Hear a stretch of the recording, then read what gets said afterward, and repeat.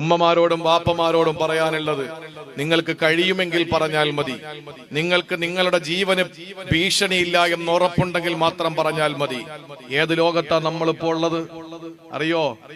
സ്വന്തം മാതാവിന്റെ കഴുത്തിൽ കൊടുവാള് കൊണ്ട് വെട്ടിയിട്ട് നീ എന്നെ പെറ്റതിന് ഞാൻ നിനക്ക് തരുന്ന സമ്മാനമാടി എന്ന് സുബൈദ എന്ന പെങ്ങളുടെ മുഖത്ത് മരണത്തോട് മല്ലടിച്ചു കിടക്കുന്ന ബ്രെയിൻ ട്യൂമർ വന്ന് സർജറി കഴിഞ്ഞ് കിടക്കുന്ന പ്രിയപ്പെട്ട ഉമ്മയുടെ മുഖത്ത് കഴുത്തിലേക്ക് കൊടുവാള് കൊണ്ട് ആഞ്ഞു വെട്ടിയിട്ട് മകൻ ആഷിഖ് പറഞ്ഞതാണ്. എന്താ പേര്? ആഷിഖ്. മിനിങ്ങാന്ന് ഞാൻ പ്രസംഗിച്ചത് ജാറത്തിങ്കൽ എന്ന് പറയുന്ന കാടാമ്പുഴയിലെ, മലപ്പുറം ജില്ലയിലെ കാടാമ്പുഴയിലെ ജാറത്തിങ്കൽ എന്ന് പറയുന്ന പ്രദേശത്താണ് ഞാൻ പ്രസംഗിക്കുമ്പോൾ എന്നോടൊരു വിഷയം അവിടെ ഉണർത്താൻ പറഞ്ഞത്. അതിന്റെ തൊട്ടടുത്താണ് പ്രിയപ്പെട്ട ഉമ്മ അടുക്കളയിൽ ഭക്ഷണം പാകം ചെയ്തുകൊണ്ടിരിക്കുമ്പോ ഓരോ ഉമ്മമാർക്കും 2 കണ്ണ് പോരാ, ഇനി 1000 കണ്ണുണ്ടാകണം. പടച്ചവനാണ് അള്ളാഹുവിന്റെ ദീനിന്റെ ഈ മജ്‌ലിസിനെ സാക്ഷ്യപ്പെടുത്തി ഞാൻ പറയുകയാണ്, 1000 കണ്ണുകളോടെ ജീവിക്കണം നമ്മൾ. അടുക്കളയിൽ ഉമ്മ പാകം ചെയ്തുകൊണ്ടിരിക്കുന്നു. മകൻ ഓടി വന്നിട്ട് പിന്നിൽ നിന്ന് കുത്തുന്നു ഉമ്മയെ. ആ ഉമ്മ വീഴുന്നില്ല. വീണ്ടും ഉമ്മയുടെ നെഞ്ചത്ത് കുത്തുന്നു. ഉമ്മ പെടഞ്ഞു വീഴുന്നു. മരിക്കുന്നില്ല എന്ന് കണ്ടപ്പോൾ ആ അടുക്കളയിൽ ഇരുന്ന ഗ്യാസ് സിലിണ്ടർ എടുത്തിട്ട് ഉമ്മയുടെ തലക്കടിച്ചിട്ട് ആ മകൻ കൊന്നുകളഞ്ഞു. എവിടെ?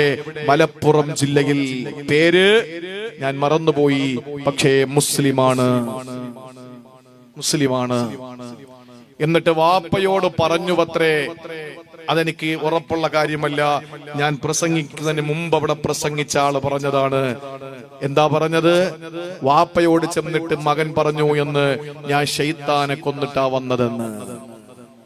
ഏതാ ശൈത്താൻ? ഉമ്മ. ഇതൊക്കെ മിനിങ്ങാന്ന് 5 ദിവസം, ഒരു മാസം മുമ്പ് നടന്നതല്ലേ. ഞാനിപ്പോ ഇങ്ങോട്ട് കേറുമ്പോൾ എന്റെ നാട്ടില് ഞാൻ താമസിക്കുന്നിടത്ത് നിന്ന് 1 കിലോമീറ്റർ പോലും ഇല്ലാത്ത സ്ഥലത്ത് നിങ്ങൾ ഒരുപക്ഷെ വാർത്ത കാണാനുള്ള സൗകര്യം നിങ്ങൾക്ക് ഉണ്ടായിരുന്നില്ല. നിങ്ങൾ ഈ വയലിന് വന്നു, നിങ്ങൾ ഈ പരിപാടി കഴിഞ്ഞിട്ട് നിങ്ങൾ വീട്ടിലേക്ക് പോകുമ്പോൾ നിങ്ങളുടെ കൈകളിലൊക്കെ എത്തിച്ചേരും. തിരുവനന്തപുരം ജില്ലയിൽ എന്റെ നാട്ടിൽ 1 കിലോമീറ്റർ അപ്പുറത്തുള്ള ഒരു സ്ഥലത്ത് 6 പേരെ ഒരുത്തം കൊന്നു. പേര് അഫ്ഫാൻ. 6 പേരെയാണ് കൊന്നത് ഇന്നത്തെ രാത്രി. ഈ ഞാൻ വയലിന് കയറുന്നതിന് 1/2 മണിക്കൂർ മുമ്പ് ഞാൻ ബാവ എന്റെ പ്രിയപ്പെട്ട സഹോദരന്റെ വീട്ടിലിരിക്കുമ്പോൾ വന്ന വാർത്തയാണ്. 6 പേരെ. ആരായി 6 പേര്? അവനോടൊപ്പം ശത്രുതയിൽ കഴിഞ്ഞ 6 പേരാണോ? 1 അവന്റെ അനുജൻ, 2 അവന്റെ അനുജത്തി, 3 അവന്റെ ഉമ്മ, 4 അവന്റെ വാപ്പുമ്മ, 5 അവന്റെ അകന്ന ബന്ധത്തിൽപ്പെട്ട ഒരു ഭാര്യ, ഒരു ഭർത്താവ്. 6 പേരെ അറുത്തു കൊന്നുകളഞ്ഞത് ഇന്നത്തെ വാർത്തയാണ്. ഒരു 1.5 മണിക്കൂർ മുമ്പ് നടന്ന വാർത്തയാണ്. അതും ഞാൻ താമസിക്കുന്നിടത്തും 1 കിലോമീറ്റർ അപ്പുറത്ത്. അതും കൊന്നത് മുസ്ലിമാണ്. വയലിന് വല്ല കുറവുണ്ടോ? എത്ര ദിവസത്തെ വയല? 4 ദിവസം. ആരൊക്കെയാ? നീളത്തിനാണ് വിശേഷണങ്ങൾ. ഗർജിക്കുന്ന സിംഹം, പുലിക്കുട്ടി, കടുവക്കുട്ടി, ആനക്കുട്ടി, മുതലക്കുട്ടി, ഇങ്ങനെയൊക്കെയാണ് പ്രസംഗിക്കുന്ന ഉസ്താദുമാര്. വല്ല കുറവുണ്ടോ? മദ്രസയ്ക്ക് വല്ല കുറവുണ്ടോ? യതീംഖാനയ്ക്ക് കുറവുണ്ടോ? ദീനീ സ്ഥാപനങ്ങൾക്ക് കുറവുണ്ടോ? പിരിവുകൾക്ക് കുറവുണ്ടോ? ഏതെങ്കിലും ഒരു മുസൽമാന് ബോധം വരുന്നുണ്ടോ? വാപ്പയും ഉമ്മയും തന്റെ മക്കള് രാത്രി 9 മണി കഴിഞ്ഞാൽ എവിടെയാണെന്ന് ചിന്തിക്കുന്നുണ്ടോ? സുബൈദമാരായി നിങ്ങൾക്ക് മാറണോ? എന്റെ പ്രിയപ്പെട്ട ഉമ്മമാരെ, അടക്കയാണെങ്കിൽ മടിയിൽ വെക്കാം. അടക്ക മരമായ വെക്കാൻ പറ്റൂല, കരുതിയിരുന്നോ? അടക്കയാണെങ്കിൽ ഈ പറയുന്ന മടിയിൽ നമുക്ക് തിരികെ വെക്കാം. അടക്ക മരമായ വെക്കാൻ പറ്റൂല. എന്റെ മകൻ അങ്ങനല്ല, എന്റെ മകൾ ഇങ്ങനല്ല എന്ന് നമ്മൾ പറയുമ്പോഴും ഇങ്ങനെ ആയിരുന്നില്ലേ ആഷിഖിന്റെ ഉമ്മ സുബൈദ പറഞ്ഞത്? തന്റെ പ്രിയപ്പെട്ട ഭർത്താവ് ഉപേക്ഷിച്ചു പോയിട്ട് 1.5 വയസ്സുണ്ടായിരുന്ന ആഷിഖ് എന്ന പ്രിയപ്പെട്ട മകനെ വളർത്താൻ വേണ്ടിയിട്ട് ഒരു കല്യാണം വേണ്ടെന്ന് വെച്ചവളല്ലേ സുബൈദ? എന്നിട്ട് വീടുകൾ കയറിയിറങ്ങിയിട്ട് പാത്രം കഴുകിയും മുറ്റമടിച്ചും തുണിയലക്കി കൊടുത്തും കിട്ടിയ പൈസ കൊണ്ട് തന്റെ മകൻ ആശിക്ക് കല്യാണം കഴിക്കുമ്പോൾ മഹർ കൊടുക്കാൻ വേണ്ടി 5 പവന്റെ സ്വർണം മാച്ചു വെച്ച് കാത്തിരുന്ന ഉമ്മയല്ലേ സുബൈദ. ഈ പാടുപെട്ട് കഷ്ടപ്പെട്ടുകൊണ്ടിരിക്കുന്നതിന്റെ ഇടയിൽ ആ പ്രിയപ്പെട്ട സഹോദരിക്ക് മാരകമായ ബ്രെയിൻ ട്യൂമർ ബാധിച്ചിട്ട് ആ മാതാവ് ഒരാളും ചോദിക്കാനില്ലാത്തതിന്റെ പേരില് അനുജത്തിയുടെ വീട്ടിൽ സർജറി കഴിഞ്ഞിട്ട് തലയിൽ സ്റ്റിച്ചിട്ടുകൊണ്ട് കിടക്കുന്ന വിശ്രമിക്കുന്ന ഉമ്മയുടെ മുമ്പിൽ ഡി അഡിക്ഷൻ സെന്ററിൽ നിന്ന് ഇറങ്ങി വന്നിട്ട് തൊട്ടടുത്ത വീട്ടിൽ ചെന്ന് കൊടുവാള് വാങ്ങി തേങ്ങ പൊതിക്കാനെന്ന് പറഞ്ഞിട്ട് വന്ന് ആ ഉമ്മയുടെ കഴുത്തിൽ ആഞ്ഞാഞ്ഞ് വെട്ടുമ്പോഴും അവൻ എന്തേ ബോധമില്ലാതെ പോയത്? അവൻ കഞ്ചാവിനും MDMA-ക്കും ഇരയായി എന്നതിന്റെ പേരിലല്ലേ? ഈ പറയുന്ന എന്നെ ഒരാൾ ഇപ്പൊ ഓടി വന്ന് വെട്ടി നുറുക്കിയാൽ അവനെന്ത് നവാസ് മന്നാനി, അവനെന്ത് ഇസ്ലാമിക പ്രഭാഷകൻ, അവനെന്ത് മജ്ലിസുൽ ഇൽമ്? ബോധമില്ലല്ലോ ഇവനൊന്നും. 3 ദിവസം 4 ദിവസം ദുനിയാവുമായിട്ടൊരു ബന്ധം ഉണ്ടാവൂലെന്നാ പറയുന്നത് കഞ്ചാവും MDMA ഉപയോഗിച്ചാൽ. ആരാ ഉപയോഗിക്കുന്നത്? ഏതെങ്കിലും മറ്റ് സമുദായത്തിൽപ്പെട്ടവരാണോ? ഈ ഉത്തമ സമുദായം എന്ന് വിശേഷിപ്പിക്കപ്പെട്ട ഉമ്മത്ത് മുഹമ്മദിലല്ലേ ഏറ്റവും കൂടുതൽ കഞ്ചാവും ലഹരിയും ഉള്ളത്? അതും ആണുങ്ങളാണെന്ന് നിങ്ങൾക്ക് തോന്നുന്നുണ്ടോ? എന്നെ കേൾക്കുന്ന ഏതെങ്കിലും മുസ്ലിം പെൺകുട്ടികൾ, നിങ്ങളെ പറഞ്ഞാ ചോദിക്കാൻ ഇവിടെ ആളുകളുണ്ട്. നിങ്ങൾക്കെതിരെ എന്തെങ്കിലും സമുദായത്തിൽ നടക്കുന്ന ഏതെങ്കിലും ഒരു പ്രശ്നത്തെ ഏതെങ്കിലും ഒരു പ്രഭാഷകൻ അയാളുടെ ബാധ്യത എന്ന നിലയിൽ പ്രസംഗിച്ചാൽ അതിനെ ചോദ്യം ചെയ്യാൻ ഇവിടെ ആളുകളുണ്ട്. ബഹിഷ്കരിക്കപ്പെടുന്നു, സോഷ്യൽ മീഡിയ കൈകാര്യം ചെയ്യുന്നു. പക്ഷേ മുസ്ലിം പെണ്ണുങ്ങൾ പന്നികളെ പോലെ പ്രസവിക്കുന്നു എന്ന് പറഞ്ഞിട്ട് നാട് നീളെ വർഗീയത പരത്തിയവനെ 1/2 മിനിറ്റ് അറസ്റ്റ് ചെയ്യാൻ ഈ കേരളത്തിൽ നിയമമില്ലാതിരിക്കുമ്പോഴാണ് എന്റെ പ്രിയപ്പെട്ട സഹോദരങ്ങളെ മുസ്ലിം പെണ്ണുങ്ങളുടെ വിഷയത്തിൽ പലർക്കും കണ്ണുനീര് വരുന്നത്. ഞങ്ങളുടെ പെണ്ണുങ്ങളുടെ കാര്യം ഞങ്ങൾക്ക് നോക്കാറിയാടോ, നിങ്ങൾ നിങ്ങളുടെ പണി നോക്കുന്നേ പറയാനുള്ളൂ. ഈ സന്ദർഭത്തില് മുസ്ലിം പെണ്ണിന്റെ കണ്ണീര് കാണാൻ മുസ്ലിം ഭർത്താക്കന്മാരുണ്ട്, ഇല്ലെങ്കിൽ ഉത്തരവാദിത്തപ്പെട്ട മഹല്ല് ഭാരവാഹികളുണ്ട്, ഇല്ലെങ്കിൽ ഇവിടത്തെ ഇസ്ലാമിക പ്രഭാഷകന്മാരും പണ്ഡിതന്മാരുമുണ്ട് മുസ്ലിം പെണ്ണിന് വരുന്ന പ്രശ്നങ്ങൾക്ക് പരിഹാരം കാണാൻ.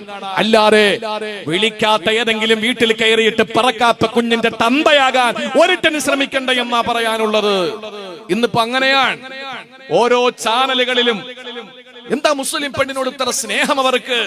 നിങ്ങൾക്ക് ഈ സ്നേഹം ആത്മാർത്ഥമാണെങ്കിൽ മുസ്ലിം പെണ്ണ് പന്നികളെ പോലെ പെറ്റുകൂട്ടുന്നു എന്ന് പറഞ്ഞവനെ ഇതുവരെ സോഷ്യൽ മീഡിയ കൈകാര്യം ചെയ്തിട്ടുണ്ടോ? അപ്പൊ കുതിര ഓടും പോലെ കേരളത്തിലൂടെ ഓടുകല്ലേ? ആരെങ്കിലും വിമർശിച്ചിട്ടുണ്ടോ അവനെ? ഒരു ഭ്രാന്ത് പിടിച്ചവനെ ആരെങ്കിലും വിമർശിച്ചിട്ടുണ്ടോ?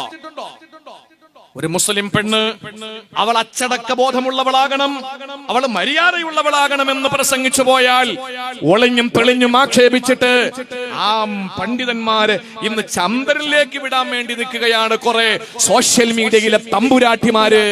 ഇവിടുത്തെ സ്വാതന്ത്ര്യം എന്ന് പറയുന്നത് എന്റെ പൊന്നുപെങ്ങളെ മര്യാദയ്ക്ക് ശരീരം മുഴുവനും മറച്ച് തുറന്നു കാണിക്കേണ്ട നിന്റെ കെട്ടിയോന്റെ മുമ്പിൽ മാത്രം കാണിക്കണം.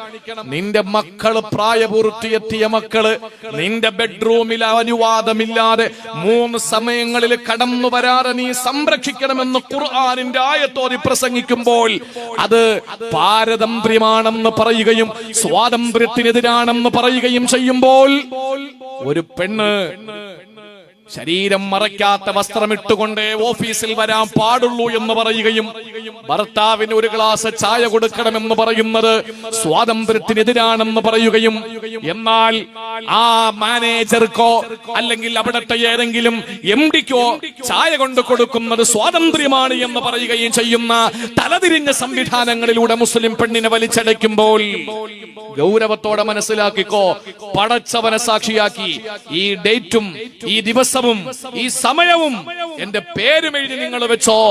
നാളെ ഒരു സമയം വരാനുണ്ട് മുസ്ലിം പെണ്ണേ, ആ സമയം നിങ്ങൾക്ക് ഒരാളും നിങ്ങൾക്ക് വേണ്ടി സംസാരിക്കാൻ ഉണ്ടാവൂല. നിങ്ങളുടെ കണ്ണുനീര് കാണുന്ന മുതല കണ്ണീര് പൊഴിക്കുന്ന ഇവിടത്തെ ലിബറലിസത്തിന്റെയും അതുപോലെ തന്നെ ഇവിടത്തെ പെണ്ണുങ്ങൾക്ക് വേണ്ടി വാദിക്കുന്ന കുറെ ആളുകൾ അവരൊന്നും ആത്മാർത്ഥമായിട്ടല്ല നിങ്ങൾക്ക് വേണ്ടി പറയുന്നത്. നിങ്ങളെ വീണ്ടും വീണ്ടും ചങ്ങലയിലേക്ക് ബന്ധിക്കാനുള്ള പരിപാടിയാണ്. അതുകൊണ്ട് ഗൗരവത്തോടെ മനസ്സിലാക്കിക്കോ, മുസ്ലിം പെണ്ണ് ഒതുങ്ങണം, ഒതുങ്ങിയേ പറ്റൂ, നിർബന്ധമല്ല. നിങ്ങൾ രക്ഷപ്പെടണമെന്ന് ആഗ്രഹിക്കുന്നത് കൊണ്ടാ, അല്ലാതെ ഒരിക്കലും നിങ്ങളെ ഒരു കുറ്റിയടിച്ച് കെട്ടിയിടാൻ നിങ്ങൾ എരുമയോ പശുവോ അല്ല എന്ന് ഞാൻ ഈ സന്ദർഭത്തിൽ ഉണർത്തുകയാണ്. പക്ഷേ നിങ്ങൾ ഒരിക്കലും നിങ്ങൾ നാളെ ശിക്ഷിക്കപ്പെടാതിരിക്കണമെന്ന് ആഗ്രഹമുണ്ട്. കാരണം ഒരു മനുഷ്യനോട് അല്ലാഹു പറഞ്ഞത് നിങ്ങളെയും നിങ്ങളുടെ കുടുംബത്തെയും നരകത്തെ തൊട്ട് നിങ്ങൾ കാക്കണമെന്നാണ്. ഞാൻ സങ്കടം കൊണ്ട് പറഞ്ഞു പോവുകയാണ്. ഒരക്ഷരം മിണ്ടാൻ പറ്റുന്നില്ല സോഷ്യൽ മീഡിയ കൈകാര്യം ചെയ്യാൻ എന്ന് കരുതിയിട്ട് നാഴികയ്ക്ക് 40 വട്ടം സോഷ്യൽ മീഡിയയിൽ ഇരുന്ന് ഇങ്ങനെ കുരു പൊട്ടുന്ന ആളുകളുണ്ടല്ലോ. നിങ്ങളുടെ കുരു പൊട്ടി ഒലിക്കാമെന്നതിനപ്പുറത്ത് ഒന്നും സംഭവിക്കാൻ പോകുന്നില്ല. മെയ്യനങ്ങി മേലനങ്ങി പണിയെടുത്ത് മക്കൾക്ക് വല്ലതും കൊടുക്കാതെ ഏതെങ്കിലുമൊക്കെ മതപണ്ഡിതന്മാരുടെ ക്ലിപ്പിന്റെ ഏതെങ്കിലും ശകലം വെട്ടിയെടുത്ത് അതിങ്ങനെ ചാനലിൽ വന്നിരുന്നിട്ട് നാണക്കേട്ട് ഇതൊക്കെ അങ്ങോട്ട് വിളിച്ചു പറഞ്ഞിട്ട് ഇസ്ലാം മത പണ്ഡിതന്മാരെ അധിക്ഷേപിക്കാനാണ് നിങ്ങളെ ശ്രമമെങ്കിൽ എന്റെ പ്രിയപ്പെട്ട സഹോദരങ്ങളെ, ഇതൊക്കെ നിങ്ങളെ ഏതെങ്കിലും പള്ളിയിൽ പോയി പറഞ്ഞാൽ മതി. പ്രബോധകന്മാരുടെ പ്രബോധനം വെടിവെച്ചു കൊല്ലുന്നതുവരെ, അല്ലെങ്കിൽ ബോംബ് വെച്ച് കൊല്ലുന്നതുവരെ, അല്ലെങ്കിൽ അവരെ ആക്രമിച്ചു കൊല്ലുന്നതുവരെ, അവരെ ചുട്ടരിക്കുന്നതുവരെ, മരിച്ചു കിടന്നാലും അല്പമെങ്കിലും ആയുസ് ബാക്കിയുണ്ടെങ്കിൽ അവർ ശബ്ദിച്ചുകൊണ്ടേയിരിക്കും. അവരുടെ ധർമ്മമാണത്, അവരുടെ ധർമ്മമാണ്. ഒരു മുസ്ലിയാർക്ക് പ്രസംഗിക്കാൻ പറ്റുന്നില്ല, ഒരാൾക്ക് ഒന്നും മിണ്ടാൻ പറ്റുന്നില്ല. അതുകൊണ്ട് സഹോദരിമാരെ ഗൗരവത്തോടെ 9 മണി കഴിഞ്ഞാൽ അള്ളാഹുവിനെ സാക്ഷിയാക്കി ഞാൻ പറയാ, ഒരു മക്കളെയും പുറത്തുവിടരുത്, ഒരു മക്കളെയും പുറത്തുവിടരുത്. 9 മണി കഴിഞ്ഞാൽ നിങ്ങളുടെ മകനും മകളും വീട്ടിലുണ്ടെന്ന് ഉറപ്പിക്കണം. സഹോദരിമാരെ, നിങ്ങൾ ക്യാമ്പസുകളിലും കോളേജുകളിലും പഠിക്കുന്ന മക്കളാണ്. ആ മക്കളോട് എനിക്ക് പറയാനുള്ളത്, ഞങ്ങളുടെയൊക്കെ കുഞ്ഞനുജത്തിമാരാ നിങ്ങളൊക്കെ നല്ല മക്കളാണ്. പക്ഷേ നിങ്ങൾ പലപ്പോഴും പലരുടെയും കച്ചവടത്തിന്റെ ഇരകളും ബ്രോക്കർമാരുമാകാറുണ്ട്.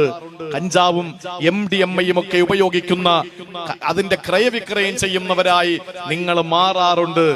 നിങ്ങൾ അതില് നിങ്ങളുടെ ബോയ് ഫ്രണ്ട് അല്ലേ, അല്ലെങ്കിൽ നിങ്ങളുടെ പ്രിയപ്പെട്ട കൂട്ടുകാരനല്ലേ, അതൊക്കെ പറഞ്ഞുകൊണ്ട് നിങ്ങൾ ഇതൊക്കെ ആവർത്തിച്ചു കൊണ്ടിരുന്നാൽ പൊന്നുമോളെ, ഇതിൽ നിന്ന് പുറത്തേക്ക് വരാൻ കഴിയാത്ത വണ്ണം നിങ്ങൾ അതിൽ അടച്ചിടപ്പെട്ടവരായി പോകും. അവസാനം നിങ്ങളുടെ ഗതി ആത്മഹത്യയല്ലാതെ മറ്റൊന്നും ഉണ്ടാവൂല. നിങ്ങളെ പൊന്നുപോലെ നോക്കുന്ന വാപ്പയും ഉമ്മയുമില്ലേ, നിങ്ങളെ പ്രിയപ്പെട്ട അനുജനും അനുജത്തിമാരുമില്ലേ. അതുകൊണ്ട് എന്റെ പ്രിയപ്പെട്ട സഹോദരിമാരോട് പറയാ, ഈ വലയത്തിലൊന്നും പോയി വീടരുത്.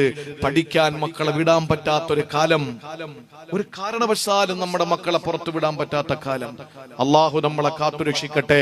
അതുകൊണ്ട് 1000 കഴുകന്റെ കണ്ണുകളെ പോലെ നോക്കി നിങ്ങൾ നടക്കണം. നിങ്ങളുടെ മക്കളെ പേടിയാണ്, എല്ലാവർക്കും പേടിയാണ്. അതുകൊണ്ട് മക്കളെ, നിങ്ങൾ വാപ്പയുടെയും ഉമ്മയുടെയും കണ്ണുനീര് കണ്ടിട്ട് നിങ്ങൾക്ക് രക്ഷപ്പെടാൻ കഴിയുമെന്ന്, അല്ലെങ്കിൽ നിങ്ങൾക്കൊരു നല്ല ജീവിതം കിട്ടുമെന്ന് നിങ്ങൾ ഒരിക്കലും കരുതരുത്. അതുകൊണ്ട് നിങ്ങളുടെ ജീവിതത്തിൽ ഒരു ജാഗ്രത ഉണ്ടാകണം. എന്ത് സംഭവിച്ചാലും വീട്ടിൽ വിവരം കൊടുക്കണം, അധ്യാപകരോട് വിവരം കൊടുക്കണം. ആ വിവരം അനുസരിച്ച് അവർ നേരത്തെ തന്നെ കൈകാര്യം ചെയ്ത് ഇതിനൊരു പരിഹാരം കാണും. അതല്ല മുറുകി മുറുകി മുറുകി മുറുകി അവസാനം നിങ്ങൾക്ക് ആ മുറുക്കങ്ങോട്ട് വല്ലാതെ ഇറുകിപ്പോയി കഴിഞ്ഞാൽ അതിൽ നിന്ന് പുറത്തേക്ക് വരാൻ നിങ്ങൾക്ക് കഴിയൂല. നാളെ നിങ്ങൾ ഒറ്റയ്ക്കിരിക്കുമ്പോ ഇതൊക്കെ ഒന്ന് ആലോചിക്കണം. ഈ ഇന്നത്തെ പ്രസംഗമൊക്കെ ഒന്ന് ആലോചിക്ക്. അള്ളാഹു നമ്മളൊക്കെ നന്നാക്കി തരട്ടെ.